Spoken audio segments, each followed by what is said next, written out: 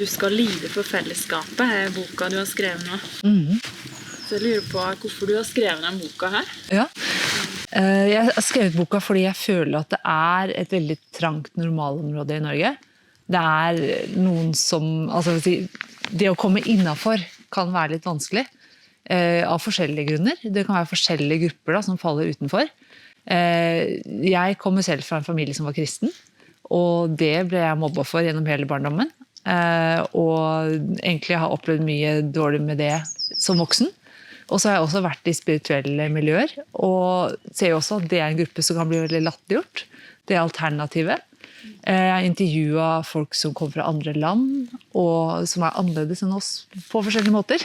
Som også opplever sånn utenforskap, på grunn av at folk ikke forstår, de er annerledes. Også det å komme fra et lite sted, for eksempel, så vi kjenner jo til bygdedyret og janteloven, og jeg prøver å sette fokus på det, det der hvor fort du kan havne utenfor, og hvor trangt det normalområdet i Norge faktisk er. Det er vi kanskje ikke klar over. Når vi ser forskning på at vi er verdens 6. mest konforme land, så er det kanskje ting vi ikke er helt bevisst på at vi er, faktisk.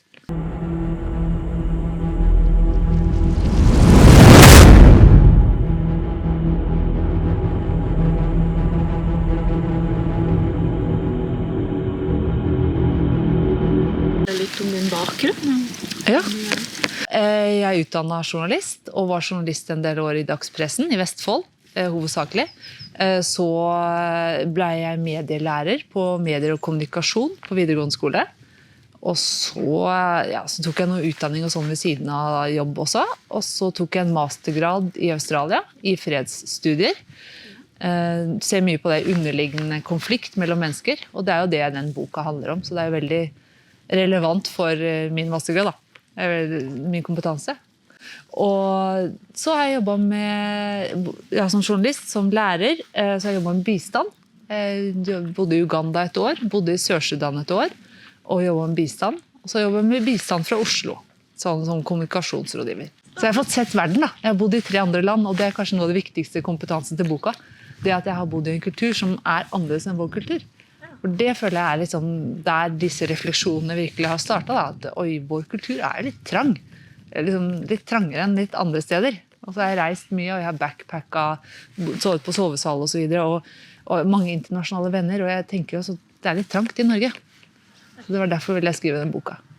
Det er jo ikke så mye som skal til, tenker jeg, før du blir annerledes. Og så er det at annerledes er ikke sett på som så veldig positivt. Annerledes andre steder kanskje er sånn, wow, det er spennende. Mens her er annerledes en trussel på en eller annen måte. Bare det at folk visste at vi var ikke en kristen menighet da jeg vokste opp, det var liksom en trussel for noen. I den grad at de mobba og holdt utenfor og var slem på grunn av det. Og det er litt sånn, ja, det synes jeg er veldig trist. Jeg synes det er også vi ser når folk kommer fra andre land og de forteller om flere av de jeg intervjuer i boka at de får ikke jobb, de søker masse jobber, og de bare får ikke jobb fordi de bare er annerledes. De drar ikke på hytta i påsken eller er ikke opptatt av ski, eller de gjør ikke de tingene vi gjør. Dermed så blir de holdt utenfor sånn systematisk. Og jeg tror ikke det er noe ond vilje bak det, men jeg tenker bare at det er en slags frykt. Jeg tror det er en slags frykt for det som er annerledes. Og så er det en kultur der annerledes har vært liksom mistenkeliggjort og angrepet av fellesskapet. Og da tror jeg at det blir liksom en trussel, og den trusselen må vi liksom på en måte bare holde på avstand. Og det er det jeg prøver å riste litt i, og se om kanskje annerledes ikke er noe problem, faktisk. Og jeg tror veldig på det her. Jeg har jo både vært inne i det spirituelle selv, og vært medlem av Shamanistisk forbund, og spirituelle samfunn, og også har kristendommen. Så at jeg kjenner jo veldig sterkt på, for meg så er jeg en åndelig person, og jeg tror veldig på at folk har en åndelig side også, og en ekthet som skal ut og som skal skinne.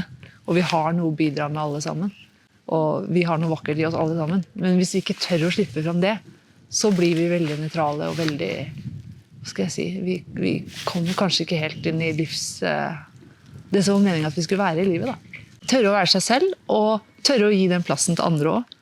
Bare tenke at det er ikke noe farlig at du er annerledes enn meg. Det går fint. Om du kommer fra et annet land, så er det faktisk veldig spennende. For da kan jeg høre hvordan er det der, Og liksom, kanskje du har andre perspektiver på ting, og du ser annerledes ut, kanskje du lager annen mat. Altså, dette jo bare spennende. Dette burde jo ikke være noe sånn, oi, det var rart, liksom, eller det burde jo bare være en berikelse, egentlig. Vi har forskjellige meninger også, at vi har forskjellige religioner. Altså, det egentlig bare en berikelse, synes jeg. Vi ser ulikt på verden, men hvorfor det farlig? Og hvorfor skal noen holdes utenfor? Fordi at nei, du sånn, ja, det rart, liksom. Ja, jeg synes det en meningsløst, egentlig. Og det veldig kvelende og veldig ødeleggende for de som utsettes for det. For det blir jo som en vegg du aldri kommer gjennom, da. Du kommer et nytt sted, og det mistenkeliggjøring. Å ja, ok, du kristen, ja. Ok. Liksom, det blir den veggen du aldri trenger gjennom. 800 000 mennesker får så høy sosial angst i Norge at de ikke fungerer i hverdagen. Og det en rapport fra Folkehelseinstituttet fra 2018 som sier det. Og det mange. Og da tenker jeg at det kan vi ikke tenke at det noe som skjer inni deg og meg. Altså, jeg plutselig i meg selv fikk en sosial angst. Den bare kom inn i noen kjemiske ubalanser i hjernen min som gjorde at jeg fikk sosial angst. Jeg tenker, det det ikke. Og jeg kan ikke selvfølgelig bevise at det janteloven og norsk konformitet, men jeg tenker det veldig sannsynlig. For når vi har en kultur som har verdens smaleste normalområde nesten, da sier det seg selv at med så mange sosiale normer, så det mennesker som vil falle utenfor, mennesker som vil føle at de annerledes, som og mange vil begynne å ta den skammen inn, og liksom, og jeg feil, og, ikke sant, og krumme seg, og være engstelig. Og jeg tenker sosial angst kommer av hvordan det sosiale fungerer. Det kan ikke komme fra bare individet. Nå må vi slutte å tro at det noe galt med oss selv, at vi rar. Jeg deprimert, da det noe med meg. Det min hjerne som har dårlige kjemikalier, holdt jeg på å si. Eller dårlige kjemikalier, var dårlig sagt, men dårlig kjemisk sammensetning. Det kan sikkert være det også. Og det kan være ting som relatert til familie og traumer og sånne ting, selvfølgelig. Men det kan også være mye som relatert til hvordan det å gå på jobben din, hvordan det i det sosiale sammenhengen du i, om det rom for hele deg, eller om du må på en måte bare kneble deg selv og sensurere visse sider av deg selv, og bare passe inn i sånn der konform greie. Og da du ikke fri, og da du ikke deg selv. Og da kjenner du på frykt for å eksponere ditt virkelige jeg overfor andre. Og jeg kjenner selv i Norge, jeg har jo bodd i andre land som jeg nevnte, kjenner selv i Norge at jeg blir mye mer nervøs. For i Norge så vet vi jo ikke om vi skal hilse på hverandre en gang. Det sånn, jeg usikker hvis jeg noen som bare, vi vet ikke om plager jeg deg hvis jeg hilser på deg. Mens i andre land så det faktisk den største selvfølge. Selvfølgelig hilser du på folk. Hvis du går inn på et jenterom, jeg snakker med folk som har bodd i Frankrike, i Tyskland, jeg har selv bodd i Afrika, Australia, og det en selvfølge at du kommer inn på et kontor, et venteværelse, og de sier hei til de som sitter der. I Norge så det bare awkward, det liksom, ok, så setter jeg meg, og skal jeg skal helst ikke se den retningen, nei, og da får vi ikke de litt små hverdagssamtalene, som faktisk veldig støttende. Da. Selv om vi ikke snakker om dype ting, så det sånn, hei, går det bra? Det liksom, ja, fint vær, eller altså, om det bare det, så har vi fått sett hverandre, og vi har anerkjent hverandre. Men det å sette en vegg mot alle rundt seg, det noe i det som jeg synes så, det så grusomt på et plan. Og så prøver vi ikke plage hverandre. Og jeg gjør det der i Norge, og før så prøvde jeg å hilse mye, men noen blir veldig glad, og så det noen som blir veldig skeptisk. Så jeg har egentlig kommet dit at jeg orker ikke å hilse så mye lenger, for jeg orker ikke den negativiteten. Jeg orker ikke at folk blir nesten redd, eller skeptisk, altså, hva den ute etter, eller sånn. Jeg ikke ute etter noe, jeg bare synes det høflig, jeg synes det hyggelig å hilse på hverandre, og jeg skulle ønske vi kunne gjøre det i Norge. Og jeg tror vi ville slappe mer av med hverandre, hvis vi ikke satt der og på en måte snurpa igjen ansiktet, og prøvde å være uttrykksløse, og ikke hilse, og ikke anerkjenne. Altså, vi hadde hatt det så mye bedre, det jeg overbevist om. Og jeg har bodd i kulturer der man hilste, og afrikansk kultur jo motsatsen til Norge. Og der synger man danser, man seg selv, man tar den plassen. Og man har rom for følelsene sine. Og det synes jeg det så bra. De virket litt sunnere på en eller annen måte. Det var ikke det innestengte raseriet. Jeg føler i Norge så det raseri der. Det sånn, hvis noen blir trosset, eller at de ikke får ting helt på sin måte, eller det de mener, så det den der energien der da. Den merket jeg ikke så mye i Afrika, for eksempel. Folk var mye mer sånn, sto mer i seg selv, og da blir man ikke så sint heller. Det noe der. Jeg synes ikke det er et godt liv å være så kalde med hverandre. Og jeg tror vi har et selvbilde som veldig snille og sånn dugnad og samhold her i Norge. Og jeg tenker at vi kanskje burde riste litt i det selvbildet. For det er ganske kaldt å ikke hilse på hverandre. Det er ganske mye, vi får ganske mye sånn avmålthet og kulde fra andre mennesker. Og mye dømming hvis man ikke er akkurat innenfor den og den normen. Så jeg synes ikke vi har et varmt samfunn. Vi snakker mye om fellesskap, men det er mer sånn fellesskap gjennom stat, som er mer sånn formelt. Vi har institusjonalisert omsorg, institusjonalisert liksom, barnehage, aldershjem og så videre. Det kaller vi fellesskap, men fellesskap for meg, det er sånn som jeg opplevde i Afrika. Det er sånn ordentlig varme, sånn ordentlig... Så vi satt på arbeidsplassen, hadde vi sånne plastikkstoler, satt vi i en sirkel, satt store deler av dagen og skrapla i en sirkel. Og vi er veldig opptatt av moter, trender, interiør. Det er hele tiden snakk om utvikling videre, ikke sant? For å tjene mer. Så vi kanskje har et selvbilde som, jeg vet ikke om det matcher helt det vi er, egentlig. Veldig materialistiske, og hele fellesskapsideen som vi er så stolt av også, er jo en materialistisk syn på fellesskap. Nå skal vi fordele noen penger hit og dit. Det er jo ikke et reelt være sammen fellesskap. Så det savner jeg her. Jeg har funnet denne forskning som bekrefter disse tingene, som at vi er verdens 6. mest konforme land. Det er noe som heter Status for ytringsfriheten, så er en rapport fra Institutt for samfunnsforskning, som kom i 2014. Og den viser for eksempel at 9 av 10 ikke vil uttale seg fritt på i sosiale medier eller på en åpen nettside av frykt for at noen ikke skal like det de sier. At det skal støte noen, eller at de skal bli sett på som annerledes og så videre. Så det betyr at 1 av 10 uttaler seg fritt, bruker sin ytringsfrihet i sosiale medier og på åpen nettside. 9 av 10 gjør det ikke. Og det er ganske sånn alvorlig når vi tror vi har et veldig åpent demokrati. Jeg tenker I Norge så tror vi veldig mye om hvor godt det samfunnet er, som kanskje egentlig, det er ikke helt på den måten, tenker jeg. For hvis du er redd for å ytre deg, har du da en god ytringsfrihet? Så du kommer ikke I fengsel, du blir ikke torturert. Ikke sånne ting, og det er selvfølgelig grusomt I de landene du blir det. Men I Norge så blir du sosialt torturert. Og det er også en alvorlig ting for hvis du faktisk ikke føler at du har rammer til å mene forskjellige ting. For eksempel om korona er jo utrolig brennhetta. Det er jo stygge ting fra begge sider. Altså hvis du ikke er enig I tiltakene, så blir folk rasende, eller hvis du er, altså begge veier. Det går begge veier. Hvis en som skulle ta vaksine, så var det blant skjelt ut på Facebook for at han skulle ta vaksinen, ikke sant?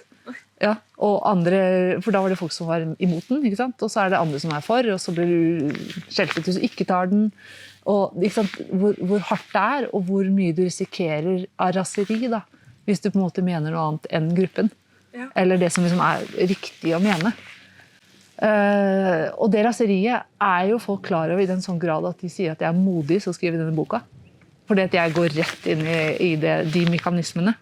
Og hvorfor skulle man være modig for å gå rett inn I det? For det er jo ytringsfrihet I Norge, er det ikke det? Det er et demokrati, er det ikke det? Hvorfor skulle det være modig? Men folk vet at dette koster noe, og det kan koste noe for meg også, ikke sant? Og det kan koste for de jeg intervjuet. Så det er noe her som vi må snakke om. Det ligger noe her. Jeg tenker det ligger en frykt for andre mennesker her. Janteloven den kommer fra en som heter Aksel Sandemose. Han skrev en bok I 1933 som heter En flyktning krysser sitt spor. Og der forklarer han skriver om en by som heter Jante. Og det var en veldig nitrist by. Veldig pietistisk, veldig streng kristendom. Og den byen så var det liksom sånn alle gikk I kø til fabrikken og alle var nøysommelige slitere som man sier og det var veldig lite følelsesutbrudd altså det stod min mor kysset ikke sine barn man gjorde ikke slikt I Jante så ja, denne følelsesmessige avstengtheten kulde, lite glede lite, altså alt skulle bare være fornuftig og møysommelig og egentlig, og hvis noen prøvde å bryte ut av det så var det sinne og det var den janteloven han sammenfattet da 10 regler som han mente var janteloven og det den du skal ikke tro du noe du skal ikke tro du kan lære oss noe du skal ikke, altså alt hva du ikke skal tro og egentlig hvis man summerer det opp så går det på gruppen vet og du har ikke noe med å bryte ut av gruppen på en måte du skal føye deg I gruppen så det jo egentlig konformitetsregler Der vi I gruppen bestemmer, og hvis du prøver å gjøre noe annet enn gruppen, så tar vi det. Da knekker vi det. Og det ofte sånn passiv-aggressiv, ikke sant? Det ikke sånn irettesettelse, nå har du brutt janteloven, paragraf 4. Sånn, det jo ikke det. Det mer sånn der, ok, vi sender deg giftige blikk, vi fryser deg ut, vi baktaler deg. Gjerne den mer passiv-aggressiv, som jeg altså tenker veldig, veldig norsk, da, det å være passiv-aggressiv. For hvis en for eksempel sniker I køen I Norge, siden jeg hadde gjort det I et afrikansk land, så ville jeg sagt, you were behind, you go back. Eller, altså, de ville bare sagt det. Mens I Norge sånn, da lager jeg en scene, hvis jeg sier at hei, du sniker I køen. Så det noen som sier fra, men mange gjør jo ikke det. Og jeg kjenner selv at jeg føler meg liksom, nei, jeg kan ikke si noe, liksom. Og for det man gjerne gjør da, hvis man har en venn, så sier man det. Noen har ikke lært seg folkeskikk, nei. Ikke sant? Så snakker man gjerne høyt med vennen sin om det der, I stedet for å adressere det direkte, og egentlig bli ferdig med det. Og jeg tenker det passiv-aggressiv jo noe som også en psykolog jeg intervjuet I boka, som fra USA, snakker om at det veldig typisk norsk å være passiv-aggressiv. Og det ser hun I parterapi, at det skaper mye problemer. For I stedet for å adressere problemet direkte, så det den passiv-aggressive. Og det den jantelovsmåten å ta det på. Da. Jeg kan lese noe fra boka hvis du vil. Om janteloven. Ja. Ser du det? Det sitatet fra boka til Aksel Sandemose. Ja. Da står det om hvordan den dreper. Det hvor det står den dreper sakte. Ja, jeg kan lese en halv side. Skal jeg gjøre det? For det beskriver det veldig mye. Skal vi se. Misunnelse var den viktigste motivasjonen for at man ikke unte andre noe. Den underliggende trusselen var hele tiden. Du tror kanskje ikke at jeg vet noe om deg. Sandemose ikke nådig mot kulturen når han beskriver hvordan det å leve under janteloven. Og der kommer et sitat fra han. Hvordan skal et vesen skaffe seg sjel I et sånt miljø? Hvordan skal jante fostre annet enn slaver og en enkelt skorpion eller morder? Hva skal Gud Fader I himmelen med denne forferdelige gjeng som vil sitte med sure øyne I evigheten, nær ved å sprekke av synet av både en og annen som sitter der borte på en sky og tror han noe? Enhet gjør sterk, det lyktes jante å holde jante nede. Måten å irettesette på var ofte indirekte. Så kommer et sitat til. Med en paragraf fra janteloven ble enhver diskusjon avskåret. Enhver. Jeg husker kaffeselskapene, da ordene fant vei I blikk, men de var kvelende over oss alle. De var selve den luft som vi innåndet. En luft som intet kunne nære annet enn hevndrømmer. Den virket langsommere enn eksostgass, men var ubarmhjertigere. Den forgiftet sjelen, men drepte ikke. Hadde intet liklaken og bre over sine offre. Jeg kan stoppe der. Men der forklarer han jo litt den dynamikken, da. Den der veldig giftige, som man sier, en eksostgass som det dreper deg sakte, liksom. Du vet at du har gjort noe galt, du vet det en fordømmelse av deg, men du kan ikke adressere den direkte en gang, for den tas ikke opp med deg direkte en gang. Den blir en sånn liksom, bygdedyr egentlig en sånn bra ting. Det lever noe der som en trussel for deg, men du får ikke taket på det. Aksel Sandemose, han sier selv at janteloven finnes overalt. Han har vært på prærien I USA, han trodde først han kunne rømme fra den. Den finnes overalt, men han jo dansk-norsk, han har bodd I Danmark og Norge, og man har jo antatt at det de kulturene han særlig sikter til. Han ene jeg intervjuet, han håndanalytiker. Han sier, han en kul type fra Nord-Norge, han sier at nordmenn kastrerte vikinger, sier han. Ja. Han liksom mener at noen har kastrert oss, vi ikke I kontakt med, han snakker om chakraene, vi ikke I kontakt med liksom rotchakraen, det liksom den råskapen og den passion og det sinnet, vi blir så snille, liksom. Vi må så komme I kontakt med det også. Noen har delt oss av fra magen og ned, og han mener det kristendommen som har delt oss og kastrert oss, og fjernet oss fra rotchakraen vår.